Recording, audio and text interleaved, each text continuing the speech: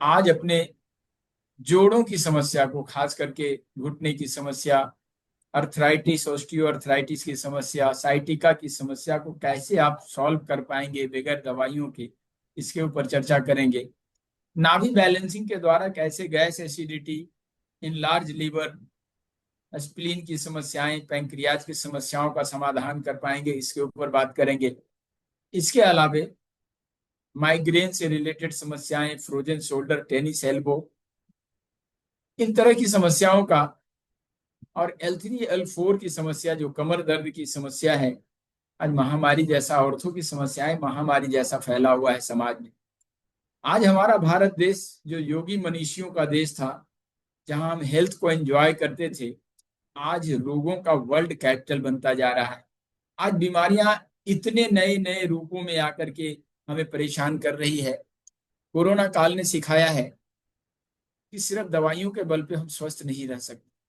दवाइयां हमारे लिए सहयोगी तो हो सकती है, लेकिन अगर हम ये मन बना लें कि सिर्फ दवाइयों के बल पे हम स्वस्थ रहेंगे, तो बहुत ही समस्या आने वाली है जिंदगी में।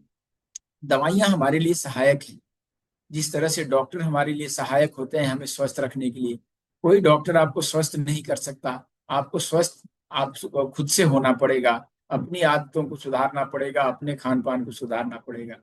शाश्वत चिकित्सा हमारे अथर्ववेद की विद्या है, जिसके प्रणेता ऋषि अंगिरा हैं। ऋषि अंगिरा ने अथर्ववेद में 4 प्रकार की चिकित्सा विद्या का वर्णन किया है, जिसको अथर्विनी, आंगिरसी, दैवीय और मनुष्यजा के रूप में वर्णन किया है। अथर्वणी विद्या में जो हम मानसिक शक्तियों का प्रयोग करते हैं चिकित्सा में, वो अथर्वणी विद्या के अंतर्गत है। जैसे हिप्नोसिस, जैसे साइकाटिस्ट जैसे करते हैं इलाज अपने मानसिक शक्तियों का प्रयोग करके। आंगिरस विद्या में उन्होंने हस्त चिकित्सा और मर्म चिकित्सा का वर्णन किया है।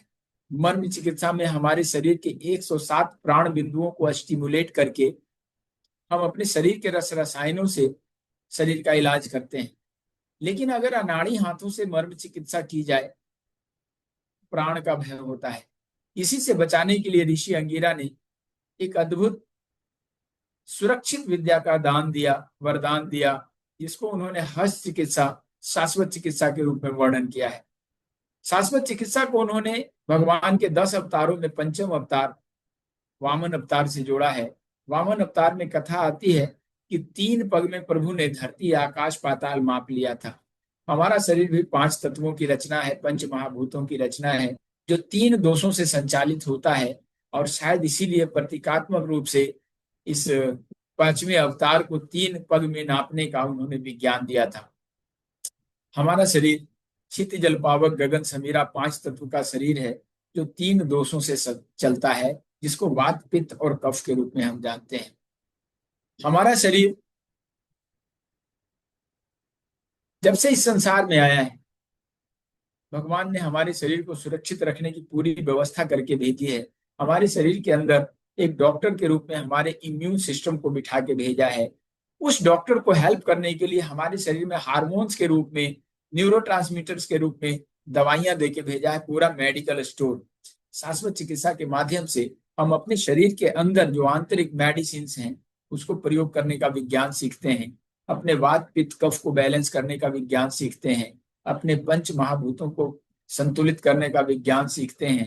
और अपने 7 धातुओं को बैलेंस करने का विज्ञान सीखते हैं। क्योंकि हमें पता है कि हमारा शरीर 5 तत्वों की रचना है, पंच महाभूतों से बना है, 3 दोषों से संचालित होता है, 7 धातुओं से पुष्ट होता है, 9 ग्रहों से प्रभावित होता है। हम शाश्वत चिकित्सा में सीखते हैं कि कैसे हम अपने शरीर के हार्मोन्स को रिलीज करें, बैलेंस करें। आज थायराइड की बीमारी महामारी जैसा समाज में फैला हुआ है। Thyroid not a disease. आपने सुना होगा कि डायबिटीज की वर्ल्ड कैपिटल है भारत हमारा। सबसे ज्यादा वर्ल्ड वर्ल्ड में सबसे ज्यादा अगर डायबिटीज का रोगी, जो मेडिकल साइंस का जो रिपोर्ट कहता है कि सबसे ज्यादा रोगी भारत में है। क्यों? ऐसा क्या कारण है? जबकि डायबिटीज बीमारी नहीं है, डायबिटीज नॉट ए डिजीज, फिर भी सबसे ज्यादा भारत में ही रोगी क्यों है? आज हमारे खान पान का स्तर, हमारे आज खान पान जितना बढ़िया हो गया है, लोग अच्छे से अच्छा खाने लगे हैं, अच्छे से अच्छा पहनने लगे हैं, अच्छी जीवन शैली अपनाने लगे हैं। तो बीमारियां और बाढ़ जैसी आ गई है। बिल्कुल जैसे जैसे वेव चलता है ना, लहर चलती है, कोरोना का वेव आया था, वैसे बीमारियों की वेव है। आज बीमारियां रूप बदल बदल के हमें परेशान कर रही है। आज स्थिति ऐसी है कि साधारण सी अगर जुकाम भी हो जाए तो उसको ठीक करते करते खांसी हो जाती है, खांसी को ठीक करते करते अस्थमा हो जाता है, और अस्थमा को ठीक करते करते ट्यूबरकुलोसिस हो जाता है या लीवर खराब होने लगता है। तो क्या है इसका निदान? हमारे गुरुजी कहते हैं कि इस संसार में कोई रोग नहीं है, इस संसार में कोई रोग नहीं है, लेकिन हर आदमी बीमार है। और वंडरफुल, ये क्या बात हुई कि कोई रोग नहीं है तो हर आदमी बीमार कैसे है? बीमारी की आखिर परिभाषा क्या है? What is disease? जब हम इसके ऊपर विचार करते हैं तो बहुत तरह के जवाब आते हैं, लेकिन हमारे गुरुजी कहते हैं कि जो हमारे वात पित्त कफ में असंतुलन होता है, दैट्स कॉल्ड डिजीज। जो हमारे पंच महाभूतों में जो असंतुलन होता है उसको बीमारी कहते हैं। जो हमारे 7 धातुओं में असंतुलन होता है उसको बीमारी कहते हैं। हमारे इम्यून सिस्टम में जो कमजोरी आती है, इम्यून सिस्टम में जो कमजोरी आती है, any derangement in vital force, that's called disease. तो आखिर इसका निदान क्या है? इस संसार में जितने भी रोग हैं, आप कोई भी रोग का नाम ले लीजिए, जो नोन और अननोन डिजीजेज हैं, जितने भी रोग नाम ले सकते हैं, जुकाम से लेकर कैंसर तक, ये बीमारी नहीं है। All are symptoms. ये क्या है? तो लक्षण है। जब लक्षण है तो इसका कुछ ना कुछ रूट काउज होगा। जुकाम होने के भी कुछ कारण होंगे, खांसी होने के भी कुछ कारण होंगे, बुखार होने का भी कुछ कारण होगा, कैंसर होने का भी कारण होगा, लिवर सिरोसिस होने का भी कोई कारण होगा। ये रूट काउज पे काम करने का विज्ञान है शाश्वत चिकित्सा।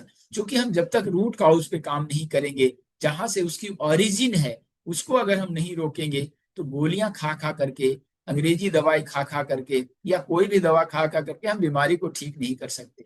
क्योंकि जब भी हमें कोई बीमारी होती है, आपने देखा होगा कि जब हमें दर्द होता है तो दर्द की गोली के साथ साथ डॉक्टर आपका एंटीबायोटिक्स भी देता है। एंटीबायोटिक्स नॉट एंड मेडिसिन, ये दवाई नहीं है। फिर भी हर दवा के साथ एंटीबायोटिक्स क्यों चलाया जाता है? आखिर क्या कारण है? एंटीबायोटिक्स इसलिए चलाया जाता है कि वो आपके इम्यून को बूस्ट कर सके। कोई भी जब पेन किलर आप लेते हैं तो पेन किलर का सिर्फ एक ही काम है, वो दर्द को ठीक करना उसका काम नहीं है। उसका काम है रोग को सप्रेस कर देना, आपके दर्द के एहसास को आपके ब्रेन से कट कर देना पेन किलर का काम है। लेकिन आपका जो इम्यून सिस्टम है वो उसको ठीक करता है। हमारे शरीर को अगर कोई ठीक कर सकता है तो सिर्फ हमारा शरीर ठीक कर सकता है। हमारे शरीर के अंदर बैठा हुआ जो हमारा इम्यून है वही हमारा डॉक्टर है। Our immunity system is our doctor. उस डॉक्टर को मदद करने के लिए जो हमारे अंदर मेडिकल स्टोर है, अंदर जो बना हुआ है, आप जानते हैं कि जब हम खुश होते हैं तो हमारे अंदर डोपामाइन बनता है। जब हम स्ट्रेस में आते हैं, दुखी होते हैं, तो हमारे अंदर कार्टिसोल रिलीज होता है। इस तरह के बहुत सारे हार्मोन्स बनते हैं। हमारा शरीर भावों को समझता है। हमारा शरीर, हमारा जो सबकॉन्शियस माइंड है, वो सिर्फ भावों को समझता है।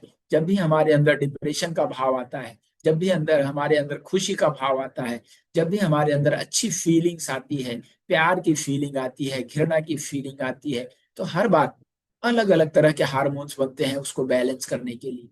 आपने सुना होगा कि जब स्किन की डिजीज ज्यादा होने लगे तो ये साबित करता है कि आपके अंदर कार्टिसोल अनबैलेंस हो रहा है, उसको बैलेंस करना पड़ेगा। क्योंकि जब भी स्किन में बीमारी होती है, इसका मतलब है कि हमारा कार्टिसोल सही काम नहीं कर रहा है, सही रिलीज नहीं हो रहा है, कम ज्यादा हो रहा है, अनबैलेंस हो रहा है।